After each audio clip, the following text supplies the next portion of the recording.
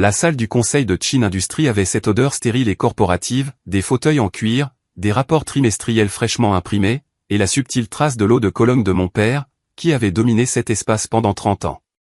J'étais assise au bout de la table en acajou, mon ordinateur portable ouvert, prenant des notes comme je le faisais toujours lors de ces réunions mensuelles. L'entreprise que mon grand-père a bâtie, l'empire que mon père a développé, l'héritage que mon frère, Marcus, croyait être le seul à recevoir. Point, c'est à l'ordre du jour, annonça Marcus, sa voix portant ce ton d'autorité particulier, qu'il avait cultivé depuis ses études de commerce. Le projet d'expansion à Singapour. Nous avons obtenu des accords préliminaires avec 3 distributeurs majeurs, et la construction de la nouvelle installation commencera dans 8 semaines.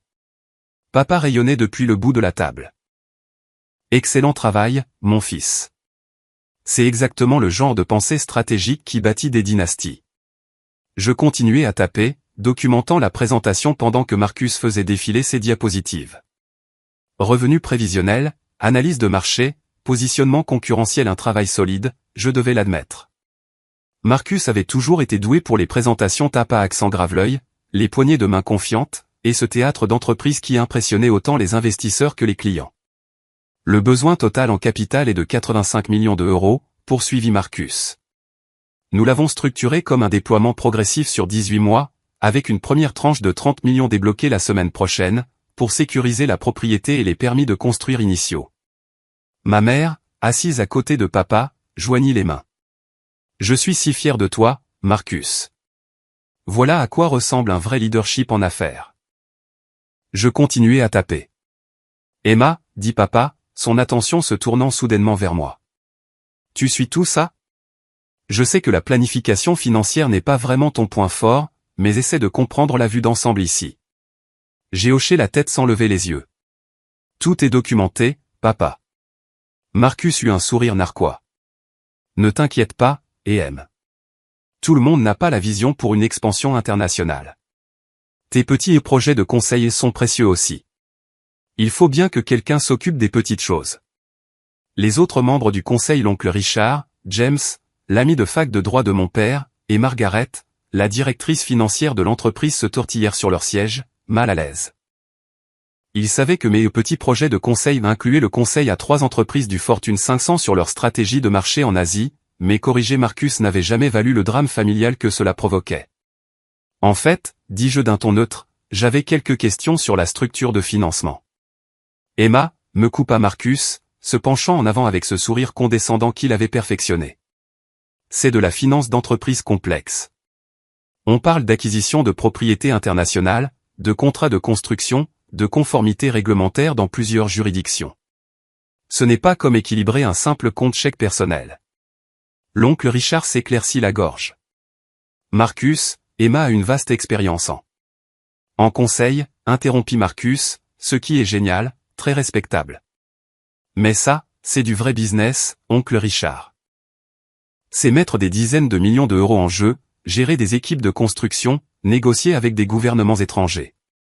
Ça demande un certain sérieux, qui vient d'années d'expérience opérationnelle sur le terrain. Papa hocha la tête avec approbation. Marcus a raison. Emma, tu as bien réussi avec ta petite carrière à côté, mais là, c'est une toute autre ligue. Quand tu auras passé 15 ans dans les tranchées comme Marcus, alors tu pourras donner ton avis sur ces décisions. J'avais passé 12 ans à bâtir un portefeuille d'investissement qui s'étendait sur 4 continents, mais qui s'en souciait. Je voulais juste comprendre le plan de secours, dis-je, en gardant une voix neutre. Que se passe-t-il si l'acquisition initiale de la propriété prend du retard, ou si l'approbation réglementaire prend plus de temps que prévu? Marcus a carrément ri. Tu vois, c'est de ça que je parle. Toujours à chercher les problèmes au lieu des opportunités. C'est pour ça que tu ne comprendras jamais le vrai business, Emma. Les gagnants pensent au succès. Toi, tu penses encore comme une consultante de niveau intermédiaire, à t'inquiéter des cas limites au lieu de te concentrer sur l'exécution. Margaret, la directrice financière, semblait mal à l'aise. En fait, la planification de secours est une pratique standard. Margaret, l'interrompit doucement papa, j'apprécie votre rigueur, mais Marcus maîtrise la situation. Il prépare cette expansion depuis 2 ans. Chaque angle est couvert. Marcus se leva, marchant autour de la table, les mains dans les poches, dans sa posture de pouvoir. Je t'aime. Tu es ma sœur. Mais il y a une raison pour laquelle papa m'a mis en charge des opérations, et pas toi. On a tous nos rôles. Tu fais ton truc. Certaines personnes sont faites pour la cour des grands, et d'autres sont mieux adaptées à des rôles de soutien. Il n'y a aucune honte à ça. Le ton paternaliste n'était pas nouveau, mais quelque chose dans sa voix aujourd'hui avait une pointe supplémentaire. Peut-être que c'était le stress de l'expansion, ou peut-être que c'était juste Marcus étant Marcus, mais il insistait vraiment sur la condescendance. Reste à tes petits boulots, continua Marcus, reprenant sa télécommande de présentation. Laisse le vrai business aux professionnels qui ont vraiment bâti quelque chose. Maintenant, si on peut revenir au calendrier de l'expansion. J'ai hoché la tête lentement, fermant mon ordinateur portable. Sous la table, j'ai sorti mon téléphone et ouvert une application de messagerie cryptée, qui me connectait directement à mon directeur d'investissement, David Chin, aucune parenté, malgré le nom de famille partagé. J'ai tapé rapidement, besoin de planifier un appel. Urgent, concernant la structure de financement de Chin Industries. La réponse est venue en quelques secondes. Disponible maintenant. Ligne de conférence? Je me suis levé, rassemblant tranquillement mon ordinateur portable et mon carnet. Excusez-moi. Je dois prendre un appel. Marcus n'a même pas interrompu sa présentation. Bien sûr, De toute façon, tout ça te dépasse probablement. Je suis sorti de la salle du conseil, mes talons claquant sur le sol en marbre de la suite exécutive, et je me suis dirigé vers la salle de conférence vide, 3 portes plus loin. L'espace était plus petit, utilisé principalement pour les appels clients et les négociations avec les fournisseurs, mais il avait une porte qui se verrouillait et une insonorisation qui garderait cette conversation privée. David a répondu à la première sonnerie. Emma, que se passe-t-il? J'ai besoin d'une analyse complète de la structure de financement de Chin Industries, ai-je dit, en m'installant dans un fauteuil. Plus précisément, le projet d'expansion de 85 millions d'euros à Singapour, dont le décaissement doit commencer la semaine prochaine. Il y eut une pause, le son de clic de clavier. Je l'affiche. D'accord. Alors, les 85 millions d'euros sont structurés comme un investissement en capital privé, via 3 sociétés écrans, qui remontent finalement à vos holdings. Votre frère, Marcus, croit que le financement provient d'un consortium d'investisseurs internationaux, arrangé par notre cabinet, ce qui est techniquement vrai. Vous êtes simplement l'investisseur principal derrière la structure du consortium. Quel pourcentage du financement total est-ce que je contrôle? Vous fournissez 78 millions sur les 85 millions, a dit David. Les 7 autres millions proviennent de 2 investisseurs plus petits, qui sont entrés pour l'apparence du consortium. Sans votre capital, le projet est fondamentalement non viable. Les contrats de construction exigent une preuve de disponibilité de 90% du financement avant de commencer les travaux. J'ai pris une grande inspiration, regardant par la fenêtre la ligne d'horizon de la ville. De cette hauteur, on pouvait voir le port, les conteneurs en cours de chargement et de déchargement, le mouvement constant du commerce qui avait bâti la richesse de ma famille. Grand-père Chin avait commencé avec un seul entrepôt. Papa en avait fait un empire d'import-export, et Marcus pensait être le seul à savoir comment l'étendre. Que se passerait-il si je retirais mon investissement? La pause de David fut plus longue cette fois. Emma, êtes-vous sûre de vouloir? Expliquez-moi juste. Si vous retirez votre financement, le projet s'effondre immédiatement. Marcus s'est déjà engagé sur des dépôts de propriété, des contrats de préconstruction, et des frais réglementaires, pour un total d'environ 8 millions d'euros. Ces engagements ont été pris en supposant la disponibilité totale du financement. Si vous vous retirez, l'entreprise serait tenue de payer des pénalités pour rupture de contrat, des dépôts perdus, et pourrait faire l'objet de poursuites judiciaires de la part des partenaires de Singapour, qui ont déjà commencé leurs propres préparatifs. Quelle est l'exposition financière? Au minimum, 12 millions d'euros de pertes immédiates.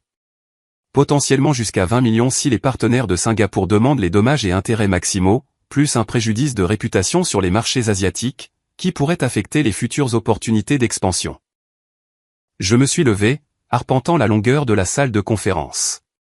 À travers les murs, j'entendais faiblement la voix de Marcus, qui continuait de parler de stratégie de pénétration de marché et d'avantages concurrentiels. Et les réserves de trésorerie de l'entreprise? Ai-je demandé. Après les récentes distributions de dividendes et les dépenses opérationnelles, Chin Industries dispose d'environ 15 millions d'euros de réserves liquides. Ils pourraient absorber la perte, mais cela affecterait gravement leur capacité à poursuivre d'autres opportunités pendant les 18 à 24 prochains mois. De plus, votre père devrait expliquer au conseil pourquoi un accord de financement supposément garanti a échoué. Je me suis arrêté à la fenêtre, regardant un cargo se diriger vers le port. Mon téléphone a vibré avec un texto de Margaret, la directrice financière. « Ça va ? » C'était rude là-dedans. Margaret était l'une des rares personnes chez Chin Industries qui comprenait vraiment ce que je faisais en dehors de l'entreprise familiale. Elle m'avait aidé à structurer certains de mes premiers investissements, avant que mon portefeuille ne devienne assez grand pour nécessiter une société de gestion dédiée. J'ai répondu, je vais bien. J'avais juste besoin d'air. Sa réponse est venue immédiatement. Votre frère est un idiot. Tout le monde dans cette pièce le sait, sauf votre père. Cela m'a fait sourire, malgré tout. Margaret travaillait pour l'entreprise depuis 20 ans, elle avait vu Marcus passer d'un arrogant diplômé de MBA à un arrogant vice-président des opérations. Elle m'avait aussi vu bâtir un empire d'investissement qui éclipsait tout ce que Marcus avait accompli, même si la plupart de la famille l'ignorait. David, dis-je, reportant mon attention sur l'appel, je veux comprendre tous les mécanismes. Si je retire mon investissement, à quelle vitesse tout s'effondre-t-il ? Le premier décaissement est prévu pour lundi prochain, dans 5 jours. C'est 30 millions d'euros qui seront versés au Singapore Property Trust pour l'acquisition initiale du terrain et les permis. Si cet argent n'arrive pas, le Trust a un délai de grâce de 48 heures avant d'invoquer les clauses de pénalité. Donc, on parle de conséquences de premier niveau d'ici mercredi de la semaine prochaine. Et la position de Marcus ? Sa réputation prend le coup principal ? Il a personnellement garanti le calendrier du projet à plusieurs parties prenantes, le conseil, les partenaires de Singapour, les entreprises de construction. Si ça s'effondre, l'échec lui appartient. Votre père pourrait essayer de le protéger, mais le conseil posera des questions difficiles sur la diligence raisonnable et la gestion des risques. Je suis retourné à la table, je me suis assise et j'ai ouvert mon ordinateur portable. Sur l'écran se trouvait mon tableau de bord d'investissement personnel, un aperçu en temps réel de mes avoirs, qui comprenait du capital risque, du capital privé, de l'immobilier commercial, et des investissements stratégiques dans des entreprises.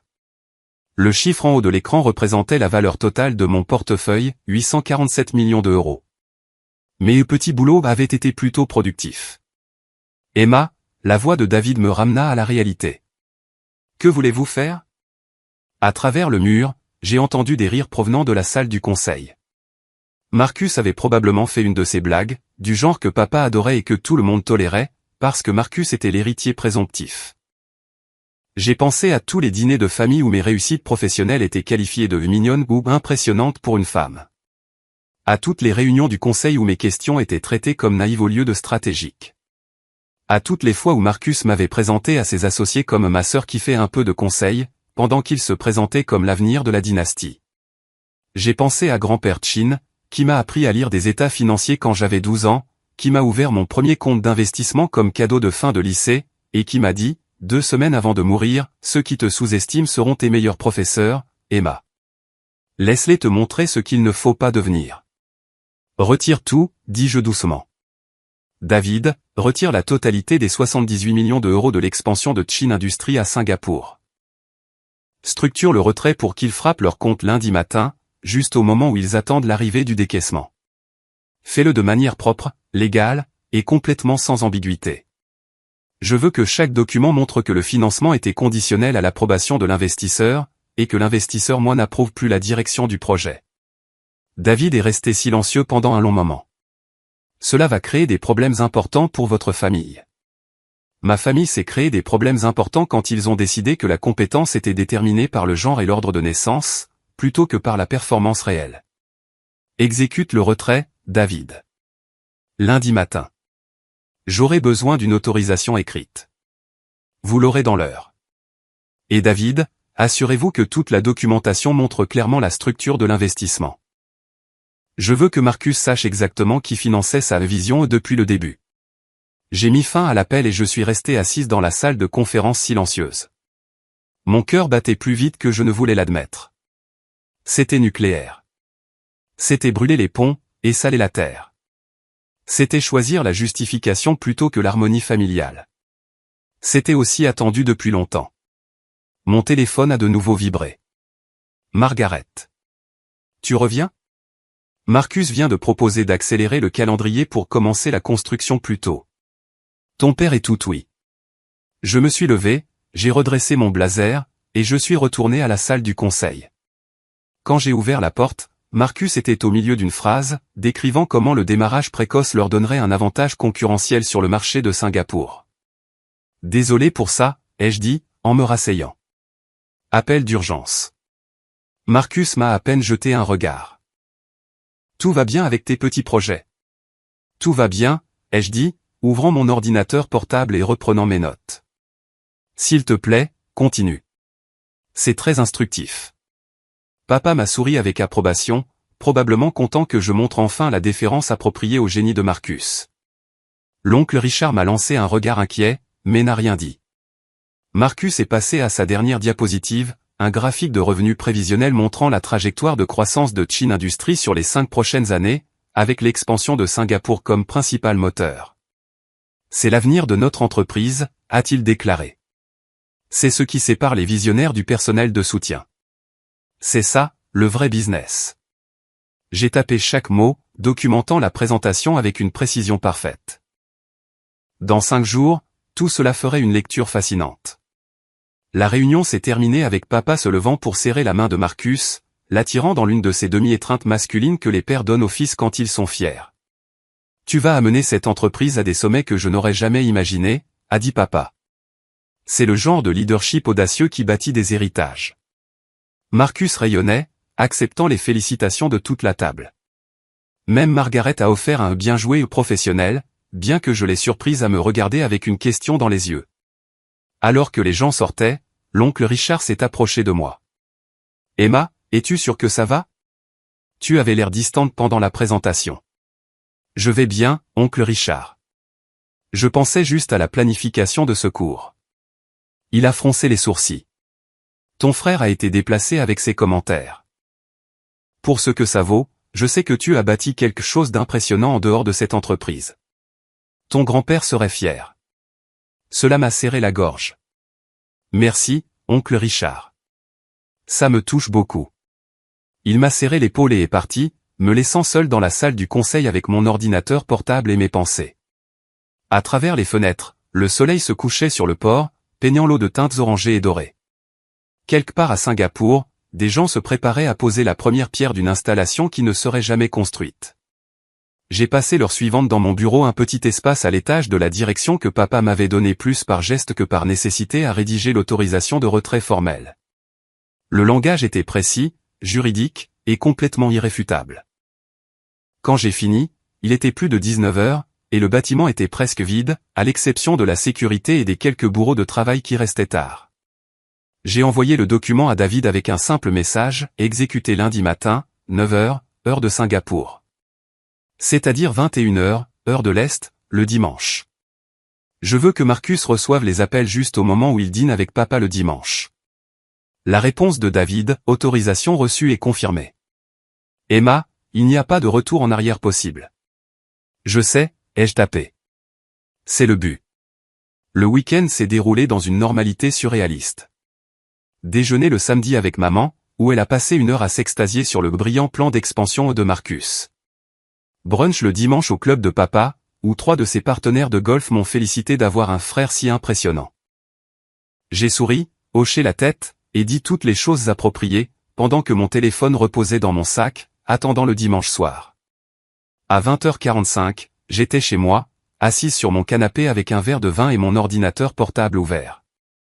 À 20h50, David a envoyé un texto, dépôt des documents de retrait en cours.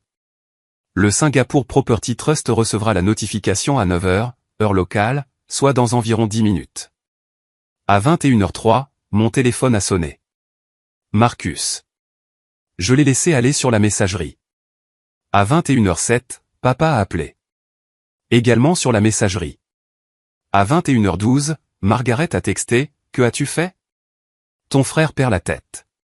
Ton père vient de convoquer une réunion d'urgence du conseil pour demain matin. » J'ai répondu, j'ai retiré mon investissement d'un projet que je ne jugeais pas correctement géré. Ça s'appelle la responsabilité fiduciaire. À 21h15, Marcus a de nouveau appelé. Cette fois, j'ai répondu. Qu'est-ce que tu as foutu? Sa voix était si forte que j'ai dû éloigner le téléphone de mon oreille. Salut, Marcus. Je vais bien, merci de demander. Comment se passe ta soirée? Ne joue pas avec moi, Emma. Je viens de raccrocher avec le Singapore Property Trust. Ils disent que notre principale source de financement a retiré 78 millions d'euros. Ils menacent de pénalités pour rupture de contrat. Que as-tu fait? J'ai retiré mon investissement d'un projet qui était mal géré, par quelqu'un qui ne comprend pas le vrai business. Il y eut un long silence. Ton investissement? De quoi parles-tu? Les 78 millions d'euros qui finançaient ton expansion. C'était mon argent, Marcus. Mes petits boulots ont généré assez de capital pour financer ta vision. Mais puisque tu as clairement indiqué que je ne comprends rien au vrai business et que je devrais me contenter de rôle de soutien, j'ai décidé de soutenir autre chose à la place. Un autre silence, plus long cette fois. Quand Marcus a de nouveau parlé, sa voix avait perdu son assurance. Tu mens.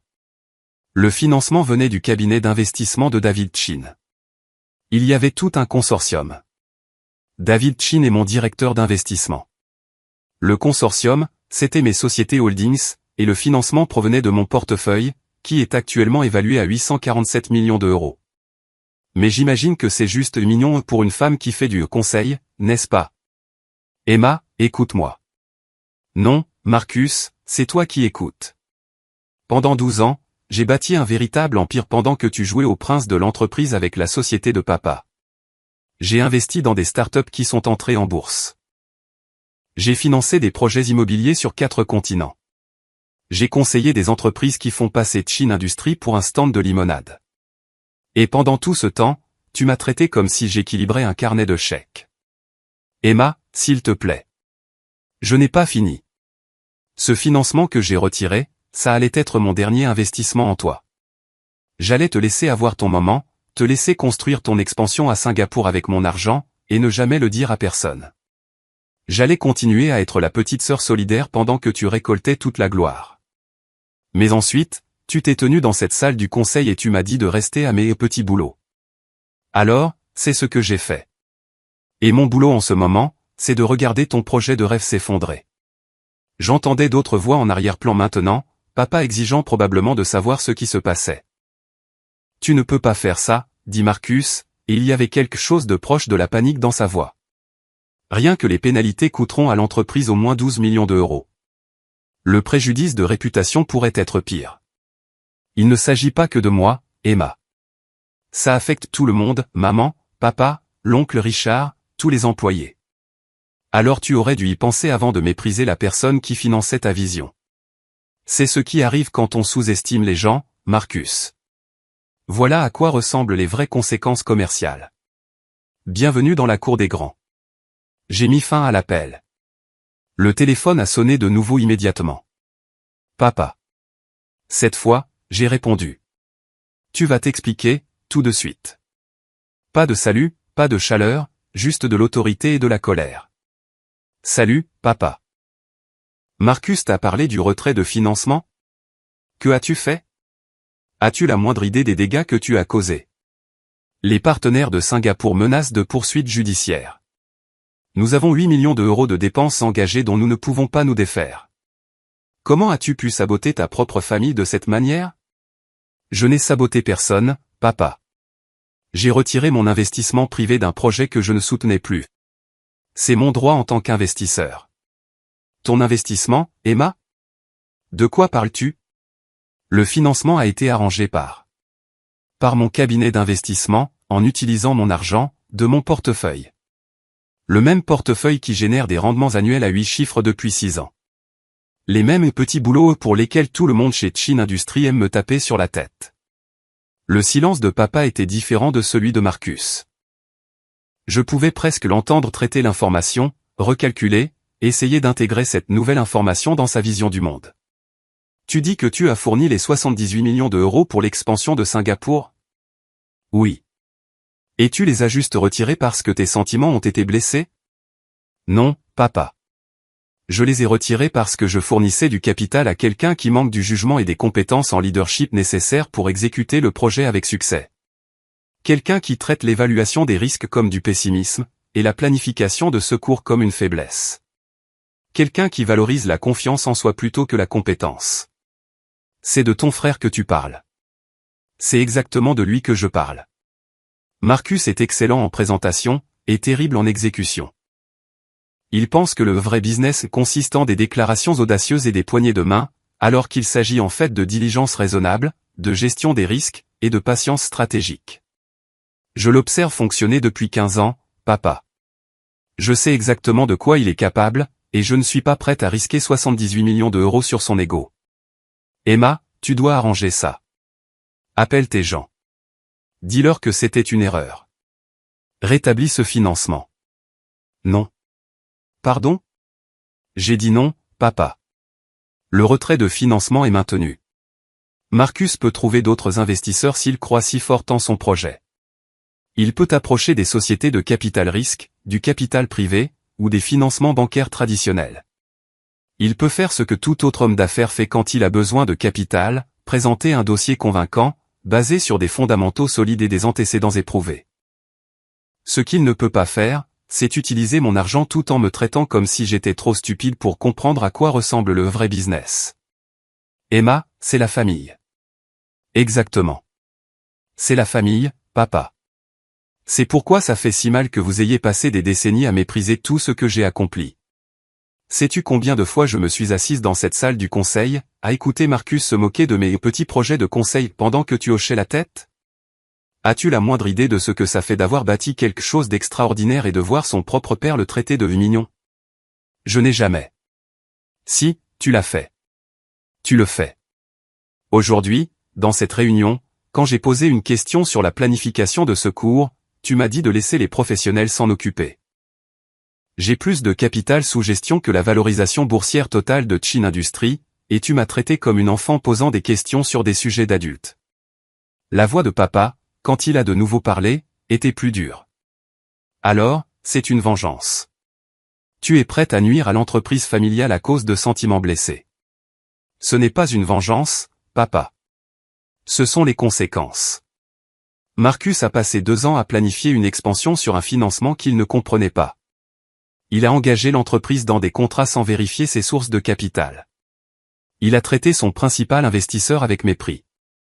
Ce sont des échecs commerciaux fondamentaux, et ils ont un coût. Il est en train d'apprendre ses coûts en ce moment. Emma, la réunion d'urgence du conseil demain matin. J'y serai. J'aurai une documentation complète montrant la structure de financement, l'autorisation de retrait, et la chronologie des événements.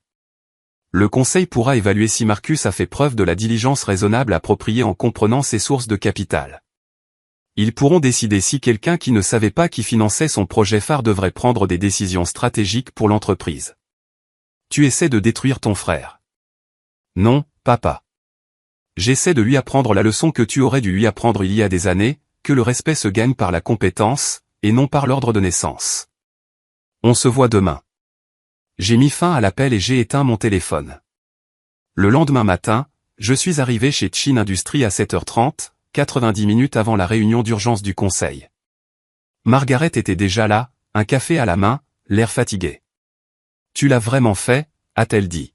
« Tu as vraiment retiré le financement. » « Je l'ai fait. »« Emma, ton père parle de te retirer du conseil. Ton frère parle de poursuite judiciaire. C'est grave. »« Ça va empirer, » ai-je dit, en lui tendant une clé USB. Ceci contient la documentation complète de la structure d'investissement, y compris les sociétés écrans, l'arrangement du consortium, et la vérification de la source de capital que Marcus aurait dû effectuer, mais n'a pas faite. Assure-toi que chaque membre du conseil en ait une copie avant le début de la réunion. Margaret a pris la clé, la regardant comme si c'était une grenade dégoupillée. C'est vraiment en train d'arriver. C'est déjà arrivé, Margaret. Maintenant, on ne fait que le documenter. La salle du conseil s'est remplie à 8h45. L'oncle Richard est arrivé, l'air sombre. James, l'ami avocat de papa, est entré, étudiant des documents sur sa tablette. Papa et Marcus sont arrivés ensemble, tous deux semblant ne pas avoir dormi. Les yeux de Marcus étaient rouges, sa cravate légèrement de travers la première fois que je le voyais moins que parfaitement impeccable. À 9 heures précises, papa a ouvert la séance. Nous sommes ici en raison d'une crise qui met Chin Industries face à un risque financier et juridique important, a commencé papa. Le projet d'expansion de Singapour, que ce conseil a approuvé il y a 3 mois, a perdu sa principale source de financement. Emma a retiré 78 millions d'euros de capital d'investissement, avec effet immédiat. Ce retrait déclenche des pénalités pour rupture de contrat, une responsabilité juridique, et un préjudice de réputation qui pourrait coûter à l'entreprise plus de 20 millions d'euros. L'oncle Richard a levé la main. Avant de continuer, je pense que nous devons mieux comprendre la structure de financement. Emma, pouvez-vous expliquer comment vous avez fourni 78 millions d'euros pour ce projet sans que le conseil en soit informé? J'ai ouvert mon ordinateur portable et je me suis connecté à l'écran de la salle.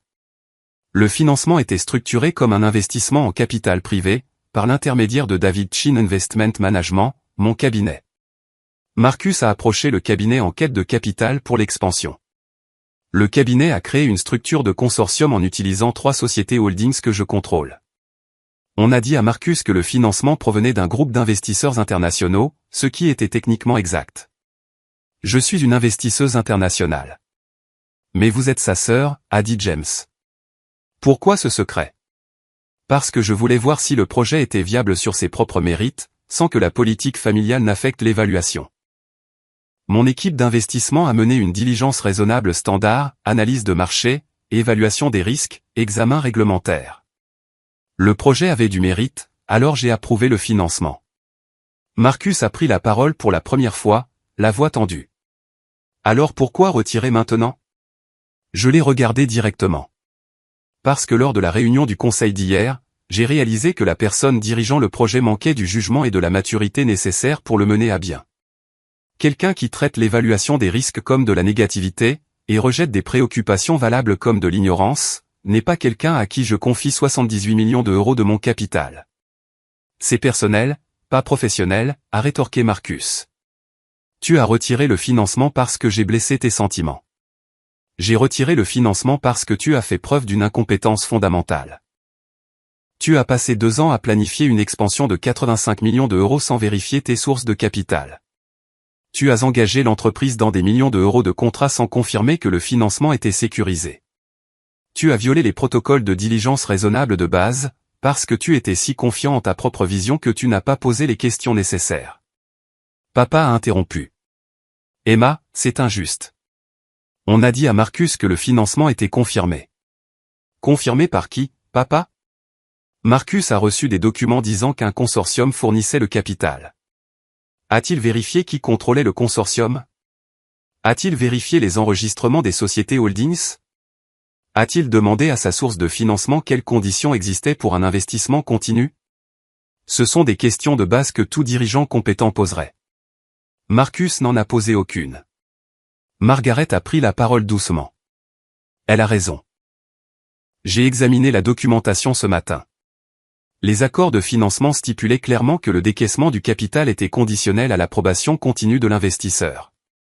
Marcus a signé ces accords sans remettre en question la clause de contingence. Le visage de Marcus a rougi. Parce que je ne pensais pas que ma propre sœur me saboterait. Ce n'est pas du sabotage, Marcus. C'est le marché qui fonctionne exactement comme il le devrait. Les investisseurs retirent leur capital des projets dont ils ne croient pas au succès. Tu viens d'apprendre cette leçon, et ça t'a coûté cher. La réunion s'est poursuivie pendant encore 90 minutes. L'oncle Richard a posé des questions détaillées sur la structure de l'investissement. James a exploré la responsabilité juridique potentielle. Margaret a présenté les scénarios financiers les plus pessimistes. Papa était assis en bout de table, son expression indéchiffrable. Finalement, l'oncle Richard s'est adossé à sa chaise. Je dois poser la question évidente. Emma, quelle est la valeur totale de votre portefeuille? À ce matin, 847 millions d'euros. La pièce est devenue silencieuse. Répétez ça, a dit lentement James. Mon portefeuille d'investissement actuel est évalué à 847 millions d'euros. Les rendements annuels varient entre 65 et 90 millions, selon les conditions du marché. Je gère des investissements directs dans 23 entreprises, je détiens d'importants biens immobiliers dans 6 pays, et je conseille 3 sociétés du Fortune 500 sur leur stratégie de marché en Asie. Mes petits boulots ont été plutôt productifs.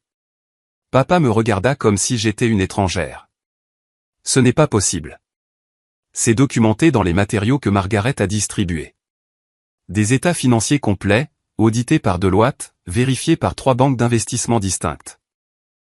Je l'ai bâti en 12 ans, en commençant par l'héritage de 500 000 € que grand-père Chin m'a laissé, et en réinvestissant chaque dollar de profit au lieu de le dépenser en articles de luxe ou en symboles de statut.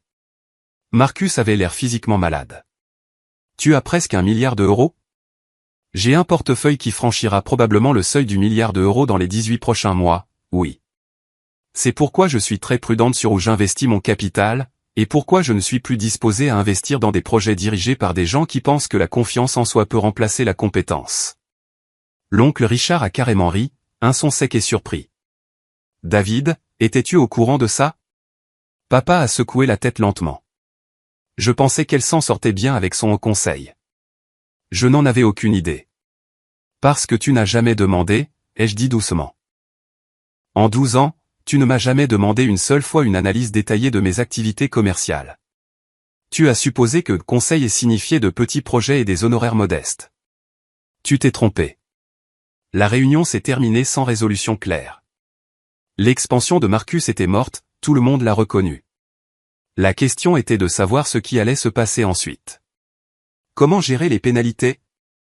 Comment expliquer l'échec aux parties prenantes ? Alors que les gens sortaient, papa s'est approché de moi. Emma, je crois qu'on doit parler en privé. Nous sommes allés à son bureau, l'espace qui m'avait intimidé quand j'étais enfant. Maintenant, il ressemblait juste au domaine de n'importe quel dirigeant d'entreprise, des meubles coûteux, une vue impressionnante, des récompenses encadrées sur les murs. Je t'ai sous-estimé, a finalement dit papa. Je t'ai sous-estimé pendant très longtemps. Oui. Ça n'excuse pas ce que tu as fait. Retirer ce financement a causé de vrais dégâts. Des dégâts que Marcus a causés, en ne comprenant pas sa propre structure de capital. J'ai juste retiré mon argent, papa. Tout ce qui a suivi était la conséquence de sa mauvaise planification. Papa s'est assis lourdement dans son fauteuil. 847 millions d'euros. Comment est-ce même possible ? Grand-père m'a appris à lire des états financiers quand j'avais 12 ans. Il m'a appris à penser en termes de création de valeur, pas de consommation. Quand il est mort et m'a laissé cet argent, je l'ai investi au lieu de le dépenser. J'ai étudié les marchés, bâti des relations, pris des risques calculés. J'ai fait tout ce que tu as toujours dit valoriser, la discipline, la vision, la patience. Je l'ai juste fait en dehors de Chin Industries, là où tu ne pouvais pas le voir. Pourquoi ne me l'as-tu pas dit ? M'aurais-tu cru ? Ou m'aurais-tu tapoté sur la tête en me disant que c'était mignon et que je joue avec des actions ? Papa n'a pas répondu, ce qui était une réponse en soi. Qu'est-ce qui se passe maintenant ? A-t-il demandé. C'est à toi de décider, papa. Je suis toujours membre du conseil. Je possède toujours mes actions de Chin Industries. Mais je ne vais pas continuer à financer l'ego de Marcus avec mon capital. S'il veut reconstruire ses plans d'expansion, il peut trouver des investisseurs qui le respectent assez pour vérifier leurs sources de financement. Je me suis levé pour partir, puis j'ai fait une pause à la porte. Et papa, la prochaine fois que quelqu'un dans cette salle du conseil posera une question sur la gestion des risques ou la planification de secours, écoute peut-être la réponse au lieu de la rejeter comme de l'ignorance. Tu pourrais être surpris de ce que les gens savent, quand tu es réellement prêt à les entendre. 3 semaines plus tard, Marcus a démissionné de Chin Industries. La déclaration officielle mentionnait la poursuite d'autres opportunités. La réalité, c'est qu'ils ne pouvaient pas affronter le conseil après qu'ils ont appris toute l'étendue de ses manquements en matière de diligence raisonnable. Papa a appelé quelques fois, essayant de reconstruire les ponts, mais les conversations étaient gênantes et brèves. L'oncle Richard m'a invité à déjeuner. Je suis désolé, a-t-il dit. J'aurais dû m'exprimer davantage lors de ces réunions. Je savais que tu étais brillante, et j'ai laissé ton père et ton frère te rabaisser. Tu as essayé, oncle Richard. Je t'ai entendu. Que vas-tu faire maintenant ? J'ai souri. Continuer à bâtir. Continuer à investir.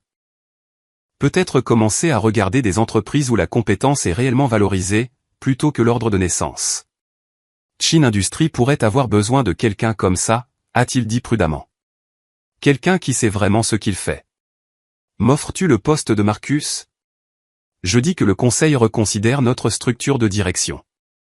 Et je dis que c'est peut-être le moment pour la personne la plus qualifiée de diriger l'entreprise, peu importe ce que prévoyait le plan de succession traditionnel. J'ai pensé à grand-père Chin, à bâtir quelque chose de significatif, à la différence entre l'héritage et l'ego. Laisse-moi y réfléchir, ai-je dit. Mon téléphone a vibré avec un message de David. Nouvelle opportunité d'investissement vient d'arriver. Start-up technologique, série B, tour de 15 millions d'euros. Intéressé? J'ai répondu, envoie-moi les détails, mais assure-toi qu'ils comprennent leur source de capital dès le départ cette fois. J'en ai fini avec les surprises. Le vrai business, j'avais appris, ne consistait pas en des déclarations audacieuses ou des poignées de main confiantes. Il s'agissait de comprendre qui détenait le pouvoir, qui fournissait le capital, et ce qui se passait lorsque les suppositions rencontraient la réalité. Mon frère avait appris cette leçon à ses dépens. Je l'avais apprise bien plus tôt, grâce à un grand-père qui a cru en moi quand d'autres ne le faisaient pas, et qui m'a appris qu'être sous-estimé n'était qu'une autre forme d'avantage concurrentiel. Ceux qui te méprisent sont les meilleurs professeurs. Grand-père Chin avait eu raison sur ce point.